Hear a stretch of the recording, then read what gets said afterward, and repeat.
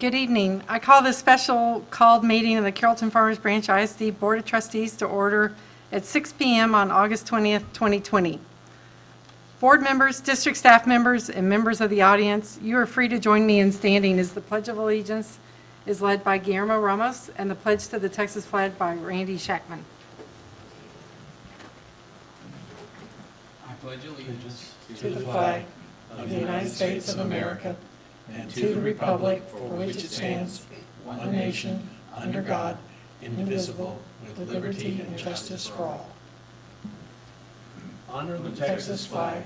I pledge allegiance to thee, Texas, one state, under God, one and indivisible.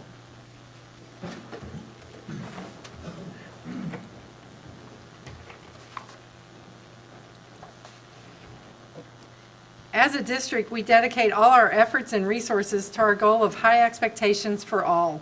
The board uses this goal to guide all deliberations, decisions, and actions. You will get to see all deliberations, decisions, and actions of the board in open session, with the exception of some items which may be discussed in a closed session, as stipulated in the Texas Government Code, Section 551, commonly known as the Open Meetings Law. These items typically deal with personnel matters, consultation with our attorney, and real estate. For the record, the board members present are Tara Herbachik, John Matthews, Sally Derrick, Nancy Klein, Randy Shackman, and Guillermo Ramos. We constitute a quorum and may conduct business on behalf of the district. Before moving on to the next agenda item, I would like to point out that we have an agenda item during the board which encourages comments from citizens of the district and from district employees. That agenda item is number 2, audience for guests. Anyone wishing to speak, either as an individual or as a representative of a group, may do so during agenda item number 2. Please submit your request to do so on one of the forms provided on the table just outside the boardroom door. You may place the completed form in the box provided on that same table or present your completed form to Administrative Assistant Kim Castanon. When the board addresses agenda item number 2, audience for guests, you will be invited to the podium to speak to the board. At this time, I would like to move agenda item number 4 up as the next item to discuss public meeting to discuss the 2020-2021 budget and proposed tax rate. The time is 6:02 p.m. Item number 4, as established in the Texas Education Code, sections 44.002 through 44.006, the process to adopt the annual budget and tax rate for Texas public school districts includes a lawfully posted public meeting during which our constituents may participate. Anyone wishing to speak, either as an individual or as a representative of a group, may, during administration's presentation, submit your request to do so on one of the forms provided on the table just outside the boardroom door.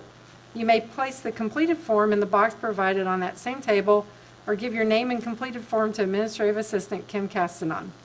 Following the presentation, you will be invited to the podium to speak to the board according to the forms and names received. Comments should pertain to the 2020-2021 budget and proposed tax rate and be no longer than 3 minutes. Our timekeeper, Guillermo Ramos, will alert you as the end of your 3 minutes approaches. Dr. Chapman, I understand you and Mr. Bassett would like to begin with some words and a short presentation before we open the floor to comments from our audience.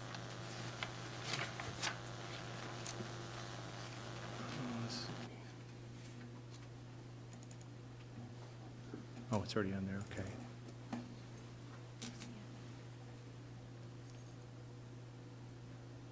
And just a note, you have your the presentations, you also have a hard copy in front of you, as well as the final budget amendments for 1920. There's 2 separate documents.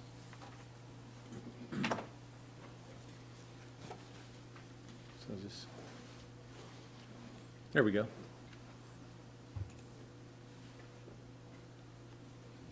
Okay, President Klein, members of the board, Dr. Chapman. Yes, we're here tonight, special meeting for the budget adoption.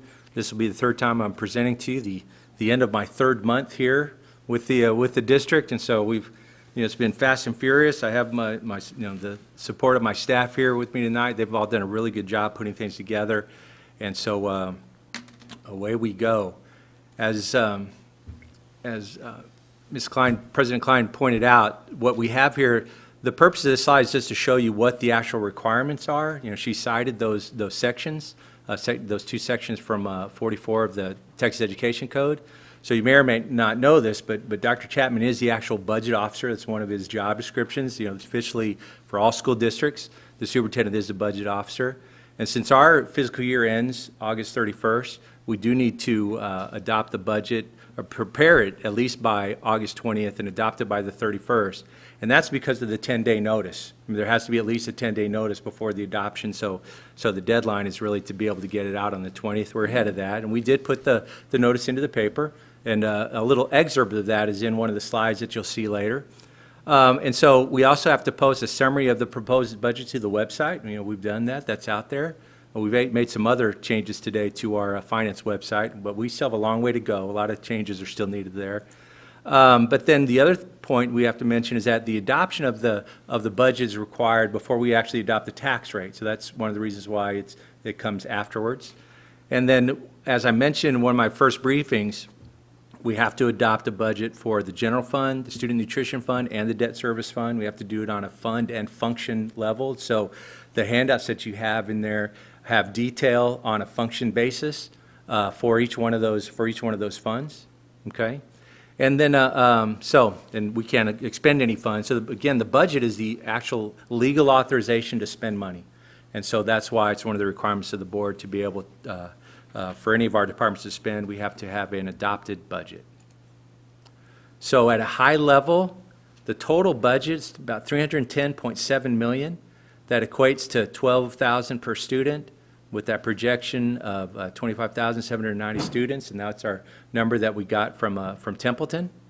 Okay, so that's the total budget that we're talking about for this year for the general fund. I will show you some detail later on the student nutrition fund and the debt service fund, but really the story is about the general fund. Okay, so this slide is something you may or may not have seen, but I don't think it's a surprise to you. The lion's share of our general fund revenue comes from local collections, and so we're well into the 80s, and so we're 81.1% there. You can see how much the state percentage is, 17%, 1.9% for federal. And so that's what we have. But it's good to just be able to look at that on a visual basis to see how that's trended over time. So the property values, definitely late certifications. We actually got something from Dallas, the Dallas Appraisal District today, which would, if the numbers are right, would actually have us coming in at less than 3.13%. But that's today. We didn't get it until today, and so we had to adopt the budget and everything. And so anyway. We did have to use the certified estimates to put our budget together, and so we did do that. They're definitely late coming in, almost a month late, and we still haven't heard from Denton County yet. That's going to happen at any time really. So we'll see. They haven't been as reliable as the Dallas Appraisal District. We are likely to see depressed values next year because of the pandemic. But again, property value growth really only impacts the debt service fund. It doesn't impact the general fund. I mean, obviously, we're collecting millions and millions for the general fund, but everything that we don't get on the general fund side is made up on the state side. And so it's a dollar for dollar push. And so while I'm very interested in what these percentage increases are, and they do impact the tax rate, for the general fund, it's really all about our ADA. I mean, that's the way the formulas work out. It's all about our average daily attendance. So here's our property value by year, and this, all of our taxpayers are interested in this. We're projecting to have taxable value of $24.2 billion for this year, with a growth of 3.13%. And so it's definitely less than what we had the prior year. And so it'll be very interesting to see how that progresses. And whenever we do bring the certified rolls to you, which will be in October, that's when we'll tell you what we think the final percentage will be. We'll have all of the information from Denton by that time. So the tax rate, based on the school funding formulas and the mandatory compression, the tier 1 compression, the rate is going to go down again from 93 pennies this past year to 0.9164. So we are dropping more than a penny from our overall tax rate. The gold and the penny stay the same, copper penny stay the same. So you can see the general fund tax rate that we're planning there, $1.05, with almost $1.05. So this is how our tax rate has progressed over time. And you may have seen a slide like this whenever, we're doing the bond presentations and the like. So, but a lot's happened since, adopted did the bond, 2 more years, and you can see we were up at a $1.38, and then, we went down because of the compression. And so you can see the increase in 2017 because of the TRE that everybody, worked so hard on. And so we went up in those 2 years. But then we do have a drop because of the compression. And then we did drop a penny from the debt service rate between 2018 and 2019. So we're at that 20 pennies. So you can see how that's progressed. What's also interesting is to see, I'll show it to you in a second, how we compare to other districts. But this slide right here is right out of that, the notice that's put into the Dallas Morning News in terms of what is the impact of our tax rate on the average taxpayer. So the average market value of the homes went up actually 4.15%. And so that's for the average market value of the home residences. And so you can see how the taxable value changes. And then the M&O rate with what we're proposing. So even though we have a decrease in the M&O rate because of that increase on the average home value of over 4% and over almost 6% on the taxable value, we do have, our taxpayers will realize a monthly increase of taxes of $12 per month, okay? But again, all this is really statutory. I mean, we have to follow the funding formulas for the state and the compression, based on the property values that we have. So this is a slide for you that, I think Dr. Chapman showed you something similar to this back in 2018 during the bond election. But you can see how we compare the ones that are below us in Highland Park. I mean, they're high wealth, and so they're a few pennies below us. HEB, Hurst Bedford is also below us, but everybody else, with some of them significantly higher than us. And so we're really situated well from a tax rate perspective in comparison to the districts around us. So you saw this slide before, but again, everything's based on enrollment, which translates into ADA. But that enrollment number from Templeton, that's really the main piece that we're putting the budget around. So some of the notes, I spoke about these last time, but again, we have a hold harmless on our average daily attendance because of the pandemic for that first 6 weeks. So for a third of the year, we are going to be held harmless. But right now, the numbers that we're seeing on enrollment are tracking higher than where we were year over year. And so we're very optimistic, from an enrollment perspective. So we'll see how that goes. But again, ADA, it could definitely be impacted by remote learning and other options, other choices that our students have they could do remote learning from other districts and, not even, not ever show up there and still just do all that from their home. So we are expecting less athletic revenue and tuition and fees.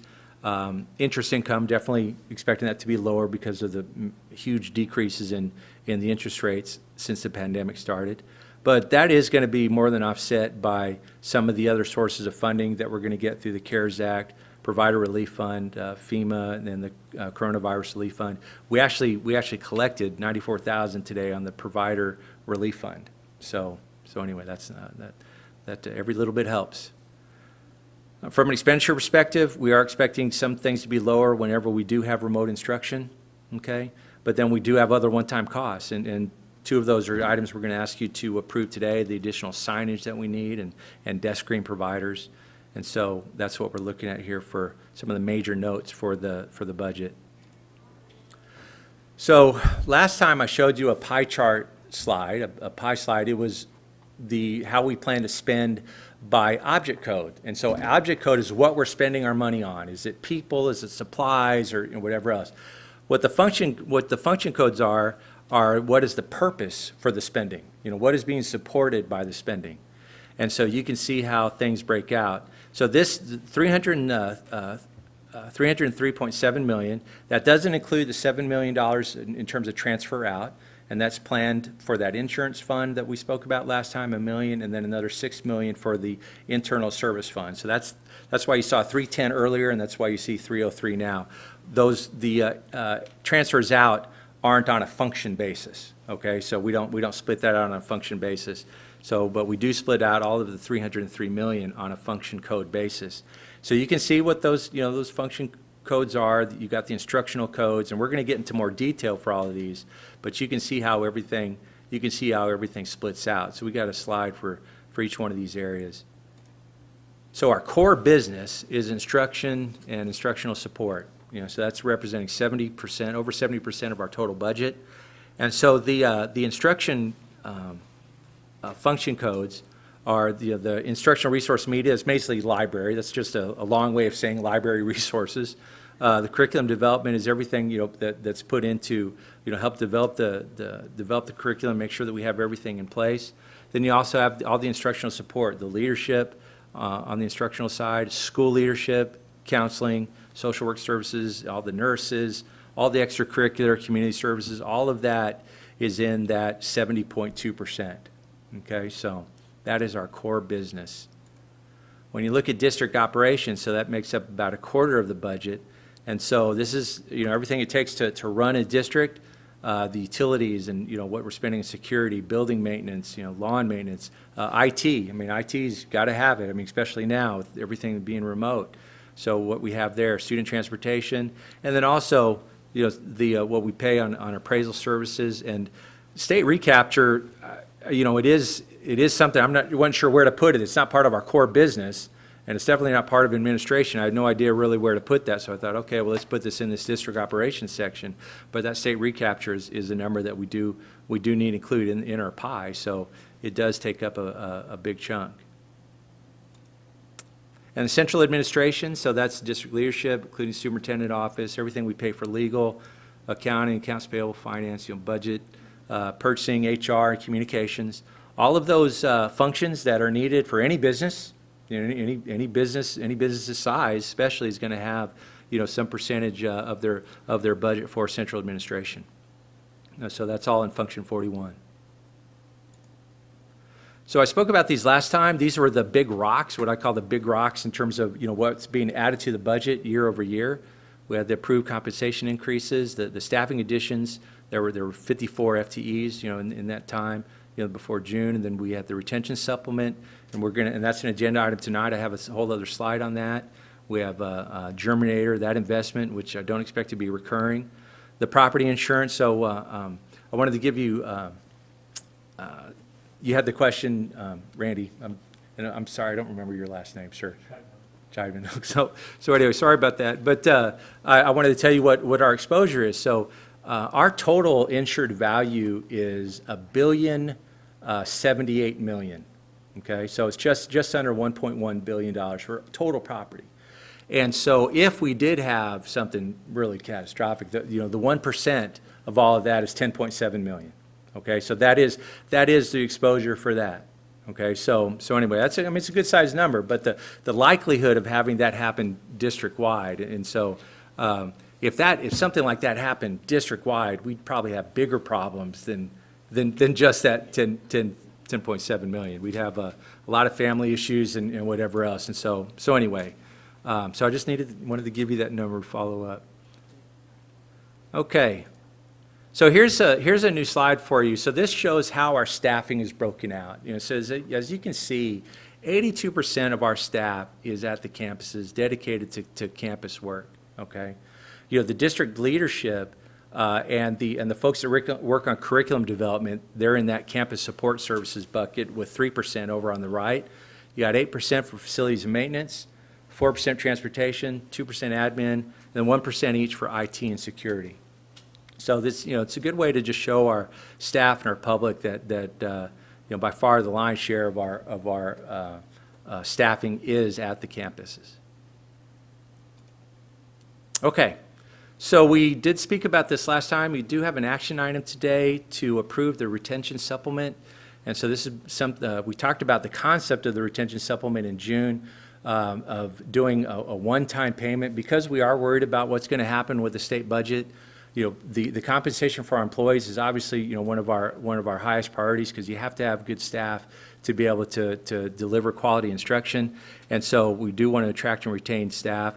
We were only able to, recommend a 2% raise overall, because again, we're worried about what was going to happen for the with the state budget. And so what we're proposing is that we would do a retention supplement for all TRS eligible district staff employed as of tonight when this is approved, assuming you're approving it, with the cap would be, $1,500 for all teachers, everybody in the teaching class, and then 2.5% of pay for everybody else up to the $60,000, which is the average teacher salary. So everybody that gets paid more than a teacher is still going to be capped at the $1,500. Okay, so no employee is going to get more than the $1,500 retention supplement. It'd be paid as part of the November paycheck. Then all employees must be on staff, must be an employee on the date of the payout. And that it's actually, because we have two different payouts, it's actually in the resolution. It's November 16th is when that magic date is. And we're expecting the cost for that to be $4.4 million. So the benefit of this is that, the staff is going to get this. They'll get this in time, for their holiday planning. They're definitely going to, be happy when they get this. We wish we could do something more that's on a recurring basis, but we got to be able to maintain budget flexibility going forward, because we're not sure what's going to happen with the state budget next year. Okay, so if we roll all that stuff up together, this is the general fund and the proposed budget that you have in detail, and so this shows how, on an object code basis, how it works out with payroll expenses being by far the lion's share. You have the other expenses along with recapture.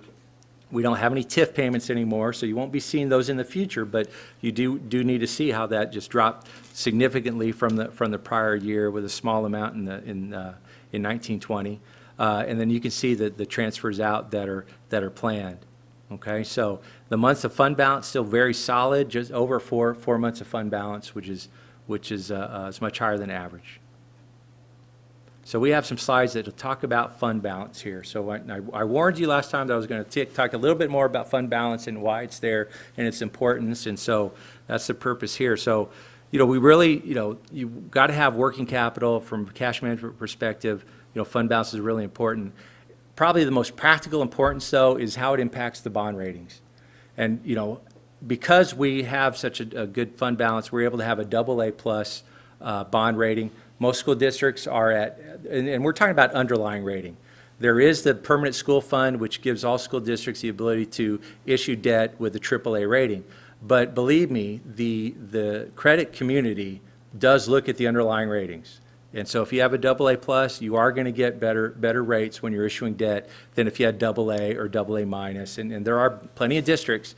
Most districts, the lion's share of districts, are at AA or below, AA or AA minus. So anyway, that does impact the interest rates that we pay when we issue bonds. Obviously, if we do have a massive, weather issue or fires or whatever else, having a fund balance when it's not planned is able to help us cover those kinds of things, unforeseen revenue shortfalls. And then ongoing support, really for educational programs, but it's best when they're one time. But from a best practice perspective, the GFOA, Government Finance Officers Association, recommends at least 2 months of regular general revenue operating expenditures. Okay, so last year at this time, you approved the first column in terms of the fund balance designations, okay, and basically, well, that's an old name. It's really what's committed. It used to be designated years ago, but now it's committed fund balance. So we asked you, and you approved to commit $13 million of fund balance for safety and security, technology, transportation upgrades, and building construction repairs and renovations. And we haven't spent any of that, but these are monies that are designated in case they're needed.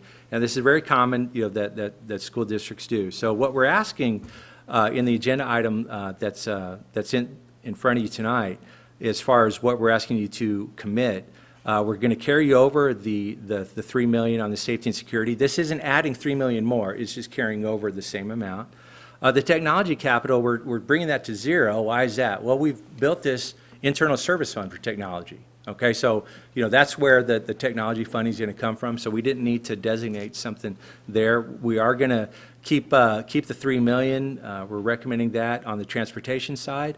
We are going to have an outside look at our transportation operation and make suggestions to us, so on what we need to do to be more efficient and what kind of equipment we need. And then just, we recommend carrying over the 3 million for the building construction and repairs. So that big number below that, though, that state revenue stabilization, that's new. So what is that? What we're doing there, that's basically, that 26 million is basically equal to 1 month of expenditures, okay? And so this alludes to the strategy I was talking about in terms of taking money out of assigned fund balance, taking it out of unassigned fund balance and moving it into assigned. And that's because whenever the state is looking at all the numbers in all the school districts, they're going to look at the unassigned fund balance. When they get into a budget crunch, they start looking at that number. And they're thinking, okay, what can we think, what do we think the school districts can afford in terms of the budget cuts? And so it is in our best interest to assign amount like this, to hold it there in case we do get a big cut. And so anyway, it's a strategy that I've done in my prior districts. I think Dr. Chapman did it in the district before, but it's something that, again, it doesn't change our financial picture at all. It just reduces what we have as unassigned, and it puts it into assigned. And basically what we're able to do, again, because what we'll start seeing newspaper clippings of big state budget cuts. We will eventually see something like that. And what I want to be able to do is be able to tell our staff, look, we're okay. We're not going to be in a situation where we need to do layoffs or anything like that, because we have put away money, for a rainy day if we need it, in case there is an issue with state revenue. And so we'll be able to demonstrate that we took that action. So that's really the purpose of having that there. And then I also mentioned the potential of us needing to spend fund balance to maintain our compliance with the program intent codes. Okay, then those codes that were put in place with House Bill 3. We're working on that. I'm not sure how much of that we may need to spend, but eventually when we give you a financial update later in the fall or as late as January, we'll be able to tell you really, what happened from an expenditure perspective for 1920. Because what we're thinking is that there's a lot of things that have been spent. We're not talking about spending more in 1920, but have been spent but weren't necessarily coded to the right PIC codes. And because these were new PIC codes, the early education allotment, the college and career military readiness, these are new PIC codes. And so we weren't used to doing a lot of those things. So it's not surprising. And I think a lot of other school districts are grappling with those state spending requirements and just making sure that all those requirements are met. Okay, so this is a way to look at fund balance. So our total fund balance, when you look at those committed amounts there, you can see how we get to 106 million that we ended this year. We think we'll go up just a little bit, 107 million. We have an inventory balance that's included in fund balance. It's minor. You can see those numbers I brought from the last slide for committed fund balance and state revenue stabilization, and then you have the unassigned numbers in the meantime. So we will be dropping our unassigned number, from 92 million to 66 million. And so this is putting it within the context, giving you a year of history, and then putting it within the context of percent of expenses and the months. And so, we're able to stay steady at 4.3 months, during that 3-year view. There are many school districts out there that have a 3-month reserve requirement. They actually put that in board policy that we're not going to go below 3 months. We're well above that. Our fund balance as a percent of expenses is at 36%. So again, it's very healthy, and one of the reasons why we're able to get the AA+ rating, for our bond deals. Okay, so I promised to give you a look of what 2021-22 could look like with and without a state cut. Okay, and so scenario number 1. Well, first of all, I'm going to assume property value growth of 5%. Scenario number 1, I'm going to assume no changes to state funding formula. There's no cut, just so you can see how it would look if we did, with scenario number 2, have a 5% reduction in the basic allotment. Now, I've talked to some of the people at the state. They think that 5% is likely. They don't think it's likely for them to go above that. Okay, so we'll see. I mean, so much can happen. I mean, but, we put together 5%, and I do think that that's potentially realistic. We're not going to assume any kind of change in ADA. We're just bringing all of the numbers over. From an expenditure perspective, we're building in some increase in expenditures. If we did do a 2% salary increase with no new staff, again, that's, about $3.8 million. And then a 2% increase in non-payroll expenditures, all the other expenditures that we have. So what does that look like? So the proposed budget, comes over from the last column, and so you can see with no state cut, we are looking at an overall increase in revenue with the way the funding formulas work out. Then you have the payroll expenditures. You can see that's with 2% growth, and we see the total expenditures, $317 million. So we would be expecting a surplus, in the next year. If we did have the cut in the 5% basic allotment, we're estimating that would reduce state revenue down to the 41.2 million. Okay, so that's where we take the hit. That drop in 10 million. You can see what that does from a deficit perspective, but you can see we're still very healthy from a months of fund balance perspective, and so just wanted to give you that view. We'll start hearing scenarios on this as early as November, December, okay? And so, when that happens, if we're able to present, we'll start modeling things, and so we'll see how it goes. But we did want to put together something so you could see what a 5% cut in the basic allotment would do. Okay, student nutrition. So this is the student nutrition budget. We're proposing, to break even here. And so, a lot of this was put together. What's difficult with student nutrition is that you can't be above 3.4 or above 3 months in fund balance. You have to spend down. So, we planned to spend down, and then we spent down, and then COVID happened, and then we were paying everybody while they were gone, and we weren't feeding the kids as much. We fed, we had over 700,000 meals spent, but that's not as much as we had planned. And so, that did impact things, and so that's why we did mark there that pay continued during the shutdown. So that's why we did lose money in 1920. And so we'll have to see. Hopefully participation will go up. We may need to look at potentially having a price increase on the student nutrition side if we're going to try to build up fund balance, or we could just live with the 1.4. But the student nutrition fund, does need to absorb, that 2% raise. We're not going to short them. I mean, if everybody else is getting 2%, I'm sure the student nutrition employees also want 2%. And guess what? They also want the retention supplement. And so, there's a piece of that in here too. And so anyway, that does impact their numbers. Okay, here's the debt service fund. And so President Klein asked me about why would we potentially be going into fund balance here. So let me explain this. I mentioned it briefly in the last in the last presentation, but there was a lot in the last presentation. And so whenever we go through the truth in taxation calculations, right now we have the 20-penny tax rate for the debt service. And in order to maintain that and based on all the assumptions of the growth that we're expecting, in order to be able to maintain that 20 million, we had to plan on having debt service defeasance, and that means an early payoff of debt of about 3.8 million. Okay, and paying off debt early is a good thing. But we need to commit to that and have that as part of our budget in order to maintain the 20-penny tax rate. Okay. And so that's the way it worked out. And actually, there was some defeasance that was actually included in the last budget, so you may not have had it explained to you at that time. But anyway, there was a small amount. I don't think it was as high as 3.8 million, but that's what we're looking at here. Now, we look at the fund balance the same way, okay, as we do for the debt service fund, and look at it the same way for the general fund. So you can see we'd be looking at just under 3 months of fund balance, but it's a very healthy fund balance for our debt portfolio. Okay, so let me get into the agenda items that you're going to be asked to approve. So as a Chapter 49 district, we used to be 41, now we're a Chapter 49 district, we're in recapture.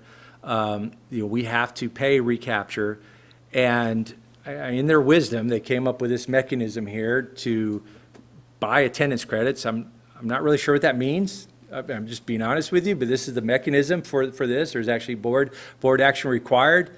And so what we're looking at in terms of the excess revenue there, you can see those numbers. So that's a mechanism that's in place. There's other things that we can do. This is most of the school districts, I think, that are in Chapter 49 and pay recapture. Buying down the attendance credits is the avenue. There's other things you can do, but I'm not as familiar with them either. Just being honest with you. So this is my first district with Chapter 49, and so I'm still learning, but I do know that we have to have this as part of our budget. Okay, we're bringing 2 items to add investment pools. Okay, so this is kind of the finance meeting, and so I thought it was appropriate to do this. There's 2 pools that are out there that we're not part of. In the backup that was sent out, if you looked at the PDF, we included all of the governmental entities that are using Texas Class. Texas, and there's hundreds and hundreds. Texas Fit is a newer pool, but there's still a list of entities that are using them. And so we do want to diversify our funds. We have so much of our money in Tex Pool. I'd like for it to be diversified. And also Tex Pool is really just paying at just a very, very low rate. I want to be able to get higher returns than our current pool options. Everything that we invest in, make no mistake, has to follow the PFIA, Public Fund Investment Act. Everything is AAA. And so, we're not out there speculating on derivatives or anything like that. These funds are very solid, and we're not breaking new ground. It'll be new for our district, but definitely not new for Texas governmental entities. We have some COVID-related purchases. We alluded to these earlier. So safety signage, we have a lot of signage, going up in the campuses that are, a lot of CDC posters, social distance reminders, traffic flow, other things like that to help the campuses with that when the time comes. Initial order, we put out in the PO to be, $43K. We weren't sure what was going to be needed, so we're asking to not exceed $100,000. And then we have the student desk barriers. I think you saw an example of that last week. And so we have $190,000 for the initial order, but we do expect to need more. And so, we'll have to see how things go in the timing, but we're expecting to not exceed $500,000. And again, we're following the CDC guidelines to create barriers, and they are going to be portable. Also related to COVID, the additional licenses needed for Canvas. So Canvas was last approved some time ago for 15,000 users. Well, but if everybody's on, all the time, then you have to have more users. I think 15,000 works great when you're in traditional and people aren't always on. They get on at home and whatever else. And so we do have to increase that. So we're getting 14,000 more licensed for 100% remote learning. And so we got started with that. And then part of that purchase as well is this product called Studio Cloud subscription. And you can see what it facilitates, online instruction, collaboration, and the assignment environment. So the total for the additional users and that Studio Cloud is $90,000. Is funded by the instructional materials allotment. And so that's a purchase that we needed as part of as part of COVID and being a remote learning right now. Okay, so this is something we added just from an expediency perspective. This is probably something that could have waited, but we've waited a period of time for this. We've made a determination that the Marie Huey Special Education Center is surplus property. We've had interest in the past to sell it, but then some of those potential offers fell through. But what we want to do, and whenever we have advertised it, we on our own, without enlisting the services of a broker, we just haven't been successful. And so we do feel like we need to hire a broker to generate interest and offers. And so we'll eventually, hopefully be able to bring a bona fide offer to the board. Of course, any kind of real estate transaction has to have board approval. One thing that's important to note, the Marie Huey Special Education Center will be used for the November election. So, if we are able to do a quick sale, we won't have a closing till after the November elections, and obviously we won't have a closing till after the board approves something. So, we may have something as early as October board meeting, but probably more likely November or December. Okay. And so this is another one, and this it's a small purchase, and it's for this, Texas School Procedures website, and it's something that we use on a regular basis to ensure compliance. But the reason why we had to bring this today, and it couldn't wait for the September meeting, is because we're getting this purchase through a cooperative, like many of our purchases, not all, but many of them. The procurement for this service expires with that cooperative August 31st. And so if we had waited for the board to approve it and then gone back to that cooperative, well, then we wouldn't have had that procurement anymore available to us. And so in order to keep that function going for continuity of services, we needed to have this. We didn't realize this in time to have it for the August meeting. That would have been optimal. But as you know, staff's been busy. Things have been crazy with all the COVID-related purchases. I think in a normal time frame, I don't think our purchasing team would have let that slip. But anyway, at least we did find it in time. Didn't want to wait until September. So I apologize for having to bring that and adding that in to this meeting. Okay, so what's the bottom line to everything we spoke about before? We're in a very strong financial position, and there's no doubt about that. And I think there's plenty of districts that envy our financial position, but there's some concerns. We may need to use fund balance to meet those spending requirements. Again, I've talked about the formula transition grant and how that's going to expire after 2023-24, and so that's looming out there. The state revenue picture is bleak for the next biennium. We've seen some numbers on that. And then we are expecting local collections to be impacted by appeals and drops in property values the next time. So anyway, that is the bottom line. I'll be happy to take any questions you have. Thank you, board members. Are there any questions? Mr. Shackman. Mr. Baser, thank you for the information on the fund balance strategies and all that. Mm-hmm. Is there any drawback or any potential issue with locking funds into a particular balance and then not, should a dire emergency have them there locked over here and we can't move them around? All that would take is a budget amendment. Just an amendment. That's Okay, all it would take. That's what I thought. And but I wanna- so we have plenty of unassigned fund balance Yeah. as it stands, but, so if something radically did happen, then all it would take is a budget amendment. Yeah. Board action, that's all. Yeah. Yeah. Mr. Bassett, I have a question for you, and this is just for my knowledge. For chapter 49 versus 41, which is what we were previously, Right. correct? Was it the increase in property values that caused us to go from 41 to 49? What caused that switch? No, so that was whenever they kind of rewrote the education code, pieces of the code with House Bill 3. They had chapter 41 districts, such as us, and 42 districts. Everybody was in one of those buckets, okay? And so they just changed the numbers from all the 42 districts are now 48. All the 41 districts are now 49. That's all. So we are still classified As a recapture district, the same as we were, the title's just Yes, different? Okay, that's got right. it. Thank you. So at this time, the board will entertain questions and comments regarding the proposed budget and tax rate from the floor. As explained before the presentation, interested individuals who have submitted requests to speak forms will be called to the podium. Ms. Castanon, have you received any forms or names indicating interested speakers? So, does the board have any more questions?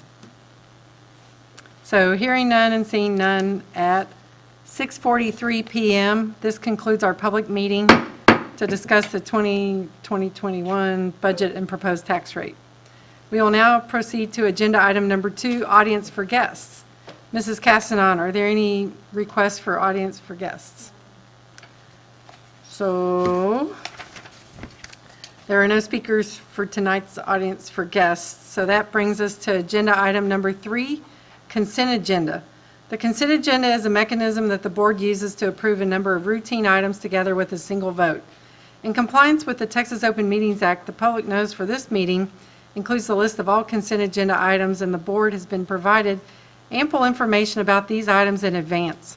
Prior to any action taken on the consent agenda, board members may request withdrawal of individual items for clarification or discussion. Board members, are there any items to be removed from the consent agenda at this time? And we appreciate some of the briefing that we received previously this evening that help us even better understand, again, what we heard maybe 2 weeks ago, what to expect on some of the consent agenda items. So I see no questions on the consent agenda. Ms. Herbacek. I move that we approve the consent agenda item number 3 as presented. So we have a motion by Ms. Herbacek. We have a second by Mr. Matthews. I'm guessing there's no more discussion. So with that, we'll go ahead and vote. All those in favor of item 3? So that is 6 in favor and any opposed? I see no opposition. So item number 5, items for discussion and/or action. Items pulled, we had none, so we'll move ahead to 5B. Consider adopting a resolution to classify a portion of fund balances per the Governmental Accounting Standards Board's standard, I guess you gotta say standard twice there, 54, GASB 54. Mr. Bassett. So this is the fund balance designations that we went through with the slides, and so didn't really have any other comments on it, but I'd be happy to take any questions. Board members, are there any questions for Mr. Bassett? Like I said earlier, we appreciate the explanation earlier. And with that, so I guess we're looking for a motion. Mr. Shackman. A resolution to classify a portion of fund balances per GASB Standard 54. Thank you. We have a motion by Mr. Shackman. We have a second by Ms. Herbacek. Is there any discussion? So all those in favor? So that is 6 in favor. Is there any opposed? No. So that is unanimous. So that brings us to item 5C. Consider approval of the 2019-2020 final budget amendment for the Carrollton-Farmers Branch ISD. Mr. Bassett? So this is one of the things that you have, the detail for this is one of the things that you have in this packet, okay, the final budget amendment. And so anytime you do approve a budget, whether it's the one for adoption or for any amendment during the year, it has to be on a function code basis. And so the sheet that you have in there, is that. So that's the one that looks like this. So that's what we're asking you to approve.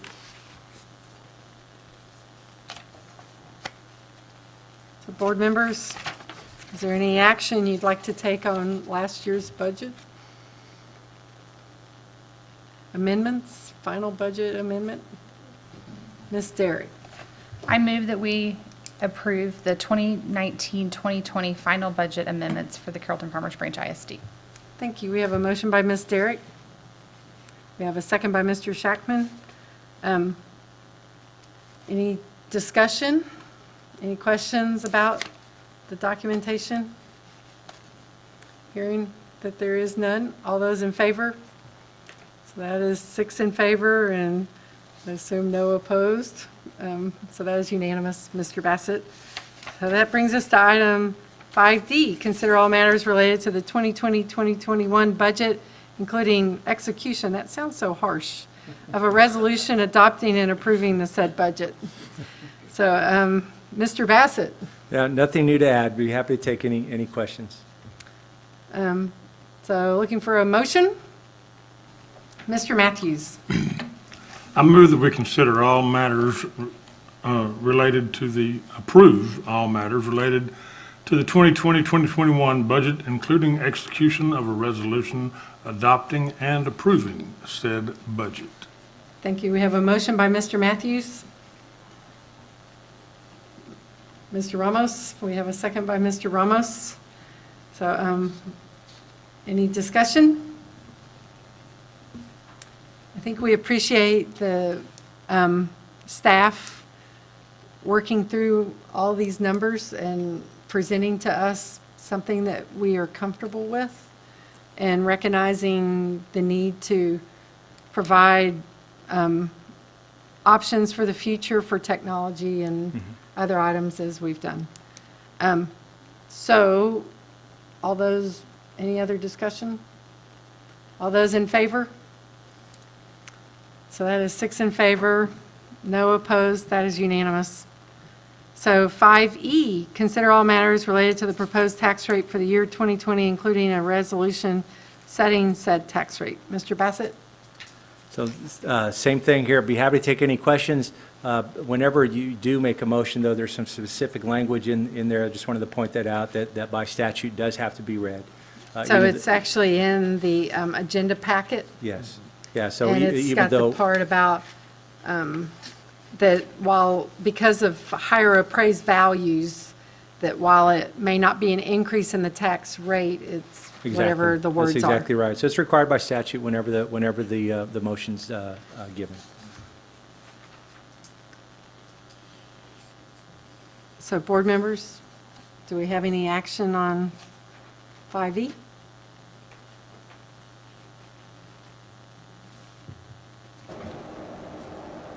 Yes, Mr. Bacek?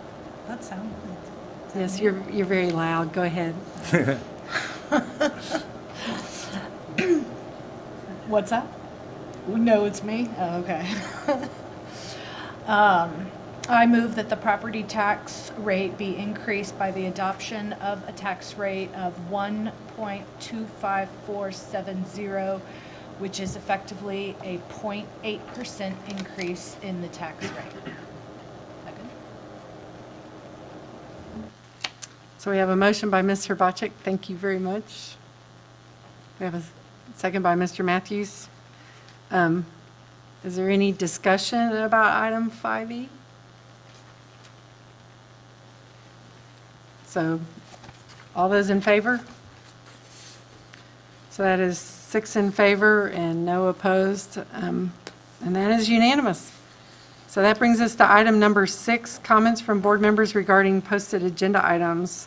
Board members, do you have any comments you wish to make at this time? Mr. Bacek?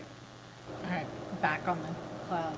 Mr. Bassett, again, I mean, for the 3 months that you've been here, and like President Klein said, the effort gone into this by you and your team that's also new, I really appreciate the effort. The different presentation, things were tweaked a little bit that just helped, so it was all informative, and I appreciate it. Mr. Matthews? Well, being the numbers man that I am, I mean, after all, the first 4 Math. letters of my last name Yes, is math. Math, M-A-T-H. Yes. I just want to second what Ms. Robotchik said, Steve. You've impressed me from the get-go. So thank you very much for all your hard work in the short time you've been here. Thank you. Well, we're a great team, so definitely can't do without it. Thank you. So with that, we are at item number 7, adjournment.